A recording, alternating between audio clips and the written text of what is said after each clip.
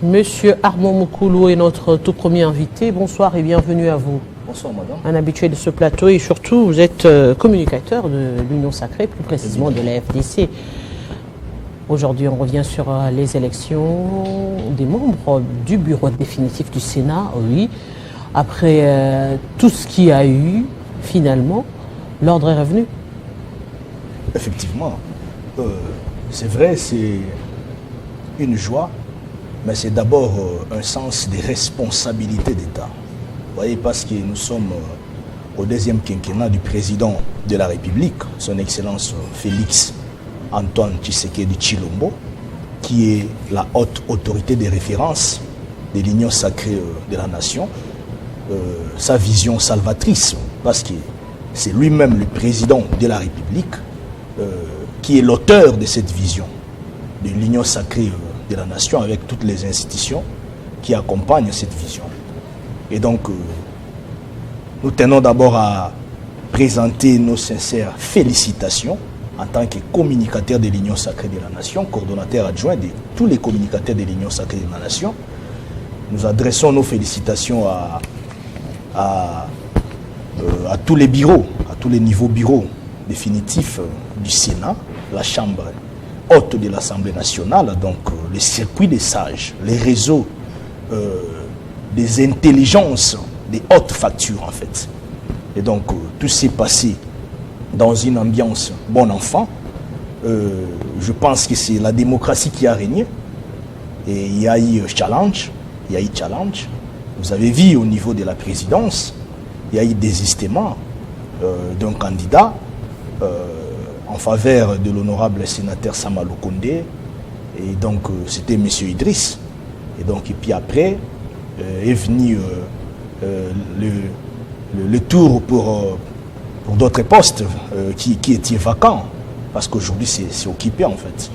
Et donc tout s'est déroulé dans un climat de paix, dans un climat de convivialité, de concorde entre sociétaires de l'Union Sacrée de la Nation. Et je tiens aussi à apporter ma petite considération à l'endroit de tous les sénateurs, de tous les élus sénateurs qui étaient présents, qui ont voté, qui ont jeté l'air dévolu sur l'actuel bureau définitif qui sera désormais dirigé par l'honorable sénateur Sama Lukonde. Et donc, je suis très content. Je sais qu'avec cette architecture de l'équipe qui a été installée, lorsque nous voyons déjà le président du Sénat, l'excellent Sama Lukonde, avec son expérience qui a été mise en pratique, en évidence, lorsqu'il fut Premier ministre, avec le PDL 145 territoires par exemple, qui aujourd'hui est déjà à sa phase d'exécution à plus ou moins 70%. Et donc avec tous les autres membres du bureau, nous voyons le premier vice-président et nous voyons l'honorable président Modeste Bahati Lukwebo, l'éminent professeur des universités, comme deuxième vice-président du bureau définitif du Sénat. Et nous voyons d'autres postes et d'autres personnalités qui occupent des postes qui suivent dans ce bureau du Sénat.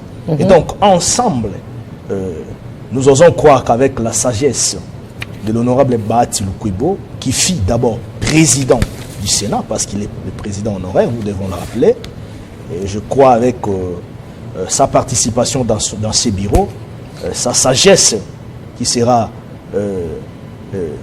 misée dans l'exercice de ces mandats du bureau définitif actuel du Sénat. Je crois le bureau du Sénat fera un grand travail avec les sénateurs. Parlons justement des membres élus. L'Union Sacrée finalement a su, comment dirais-je, joindre l'utile à l'agréable, c'est-à-dire arriver à satisfaire tout le monde. Quand on regarde le bureau du Sénat en soi, on voit Sama Lukonde qui représente l'espace Grand Katanga, exact, mais également l'espace Swahilofone, qui a longtemps réclamé ce poste en défaveur de M. Mukamba, qui représentait l'Équateur, qui, l'Équateur, on a vu, lui aussi réclamer de se retrouver à la tête du Sénat. En deuxième position, on voit M. Kalala qui représente l'UDPS, le premier vice-président, le sénateur Kalala. Ouais. En deuxième vice-président, finalement, la FDC a été récompensée avec M. Bahati Lukwebo, au détriment de l'UNC qui a voulu se maintenir. Nefertiti Ngoudiaza qui vient représenter la femme, justement, le quota de la femme. M. Baïndé qui, malgré que minoritaire, cette fois-ci a été récupéré pour justifier la présence du Grand Équateur également au sein du bureau. Pour dire que l'Équateur également, vous ne pouvez plus réclamer en défaveur de M. Salomo Estiadela, qui représente ensemble, qui a un peu plus de poids politique par rapport à Dupro. Et le Manième a été finalement récupéré au niveau de la question avec M. Omana Bitika Pascal. Pour dire au Manième également, vous ne pouvez plus le réclamer, vous êtes également de la partie, il y a M. Bitika qui est là. Pas forcément M. Salomo qui devait se retrouver dans ce cas. Et M. Topin vient justement prendre la questure au détriment de M. Moïse Ekumbo qui, en fait, est de Arep qui dit Arep, agissant et bâtissant, qui est de Samaloukonde, et donc ils ne peuvent pas quand même avoir deux postes en défaveur de l'UDPS qui devait retrouver quand même plus de postes dans ce bureau. Les calculs ont été minutieusement, permettez la tautologie, calculés. Et nous osons croire que cette fois-ci, l'Union sacrée ne va pas s'effriter. Non, évidemment non, parce que je salue d'abord l'attitude de l'honorable sénateur Justin Mwanangongo, qui a prouvé à la face non seulement de la communauté nationale congolaise, mais à la face du monde entier, qu'il est dans la lignée du président de la République en ce qui concerne la parité de la femme. Donc, lorsqu'il a désisté en faveur de Mme Nefertiti, parce qu'ils étaient déjà pour le deuxième tour, et donc j'ai senti de la maturité politique en ces messieurs. Hein? Et donc c'est comme ça que nous devons fonctionner. Et donc ils se sont rendus compte que dans les bureaux, il n'y avait pas la représentativité d'une femme, de la femme. La femme n'était pas représentée au sein du bureau Samaloukonde. Est-ce qu'il aurait fallu le retour du président de la République à Kinshasa pour remettre les pendules à l'heure? Mais moi je vous disais, tantôt j'étais ici sur votre plateau, je l'avais dit. Et beaucoup de gens pensaient que comme le président était allé à l'étranger, parce qu'il est humain, hein, comme tout le monde, il est allé aux soins médicaux à l'étranger, il devrait gagner le pays. Il y a un monde obscur qui croyait que le président allait traîner là-bas. On dansait. Alors, et il voudrait créer des supputations, des agitations autour de ces tickets gagnants uniques de l'Union sacrée de la nation pour les bureaux définitifs du Sénat. Mais voilà, Dieu étant bon, tout a été repris de la plus belle manière. Et voilà, le présidium de l'Union sacrée de la nation, c'est aussi l'occasion pour moi aussi de féliciter, de jeter des fleurs sur le présidium de l'Union sacrée qui a dû dépasser toute agitation néfaste, qui a dû gérer la situation jusqu'à ce qu'aujourd'hui nous puissions avoir ces bureaux définitifs du Sénat. Et après, la grande question c'est aujourd'hui pour les cas Salomon, déjà si vous faites la lecture de la sémantique événementielle, hein, lorsque nous avons commencé avec les élections pour le bureau définitif de l'Assemblée nationale, à ce moment-là, vous savez, l'excellence Constant Moutamba était aussi challenger. Ouais, vous rappelez? Exactement. Alors, pour les comptes de l'opposition d'IPRO, mais il n'était pas passé. Il y avait quelqu'un d'autre. Oui, justement, puisque l'UDPS qui était passé. C'était Mme Mouno, je crois. L'Union sacrée, finalement, c'est l'Union sacrée qui a décidé. Parce que non. Qui a la majorité. Puisqu'on vous a octroyé l'Assemblée nationale, non, ne venez pas réclamer le Sénat quand même. D'autant plus qu'on sait que vous aviez déjà votre ticket A24. Non, qui devait également se retrouver. Non. dans les domaines électoraux, il ne faudrait pas caporaliser l'exercice électoral. Mais il faudrait bien étudier les dans jeux l'union sacrée de politiques. la nation. Non, non, il n'y a rien à étudier, madame. Oui, je vous ai démontré tout noir, c'est blanc. Parce qu'il y avait, au-delà de tickets, on a vu des tickets également qui étaient là, je dirais, pour faire carrément la figuration, pour montrer carrément qu'il y a eu ces élections-là. C'est louable quand même, c'est louable parce que ça a été bien fait. Exactement. Il faudra le dire. Ce sont des calculs politiques et ça se fait, on suppose, on fait des études approximatives justement qui peuvent ne pas être vraies. Non, il n'y avait pas de figuration. Mais des calculs c'est tout à fait normal. La majorité parlementaire actuellement, c'est l'union sacrée de la nation. Ça, c'est tout à fait clair. Alors, dans notre famille politique, il aurait fallu que nous puissions organiser les choses pour voir comment aligner les challengers, comment aligner les candidatures.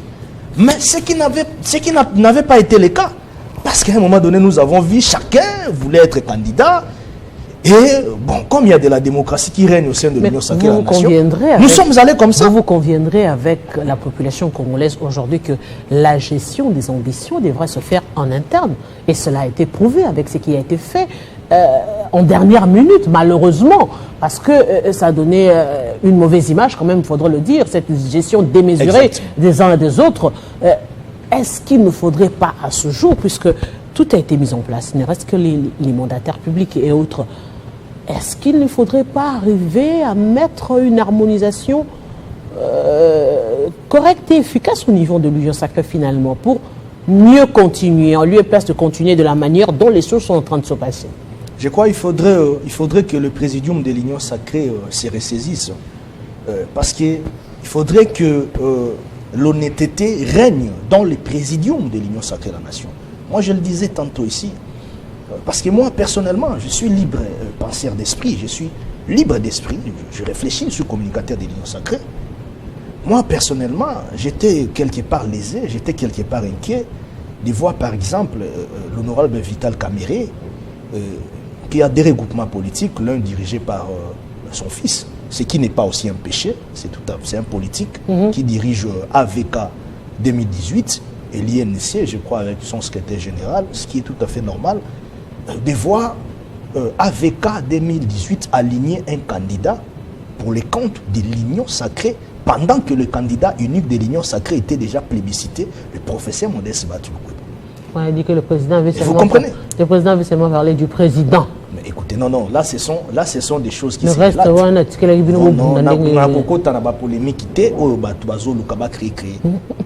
Heureusement, le professeur Batulukwebo a démontré à la face du monde entier qu'il est un caïman, avec un écart en tout cas dépassé. Il a démontré qu'il est un caïman.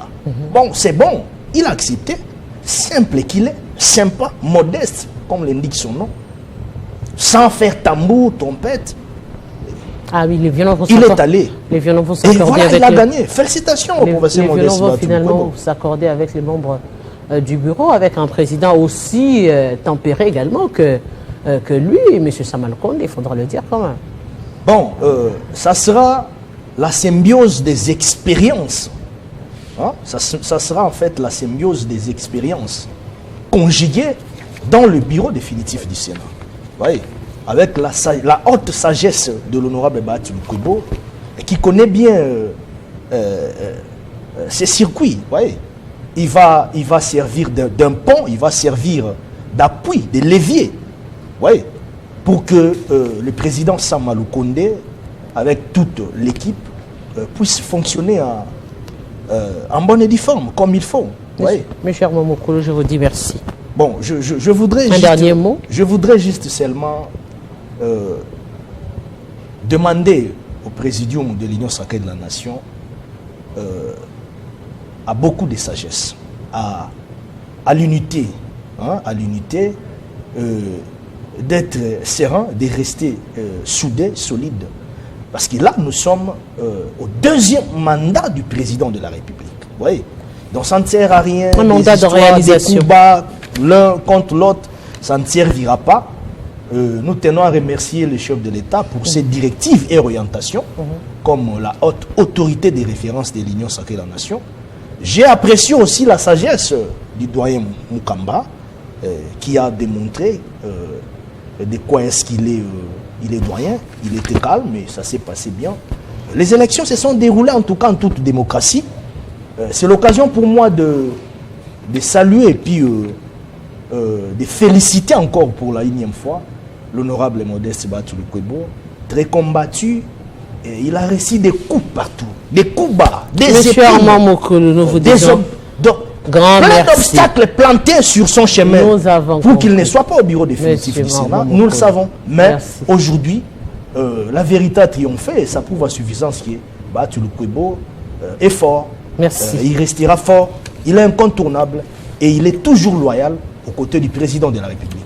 Le fait d'être là, et surtout ce n'est pas une fierté, mais c'est la responsabilité. Et aujourd'hui également, s'il était quelqu'un d'orgueilleux, il pouvait dire non. Monsieur Armand, je mets la candidature à la présidence. Grand merci. Mais il a respecté les orientations de la haute autorité des références de l'Union sacrée de la Nation. Et voilà, il est sympa. Lui, c'est l'intérêt de la nation qui compte. Grand merci. Ce n'est pas question de poste, ce n'est pas question de fonction. Et donc nous souhaitons plein mandat au bureau définitif. Nous allons passer à notre deuxième sujet. La problématique de la gouvernance urbaine à Kinshasa, la capitale. Et c'est tout de suite.